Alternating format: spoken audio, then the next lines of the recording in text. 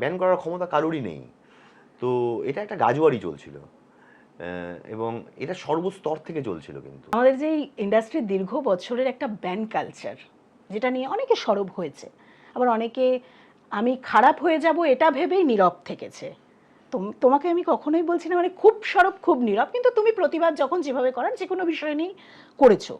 Ban culture বন্ধ হওয়াটা কতটা প্রয়োজন বলে তুমি মনে এটা তো করো? একটা মানে অবান্তর প্রশ্ন। ব্যান করার ক্ষমতা কে কাকে দিয়েছে? ব্যান করার ক্ষমতা কারোরই নেই।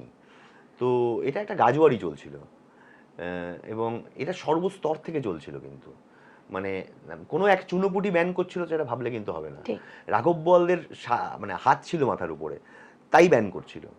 মানে আমি বলতে চাইছি যে এই ফেডারেশনের ঘাড়ে পুরোটা অবশ্যই দায়ী, কিন্তু আমাদের প্রাক্তন মুখ্যমন্ত্রী সেই দায় এড়াতে পারেন না, আমার এটা মনে হয়। তো এটা তো এক ধরনের অসভ্যতাই বলবো যেটা চলছিল। তো এটা তো মানে এটা তো কোনোভাবেই সমর্থনযোগ্য নয়। মানে এটা কেন চলবে?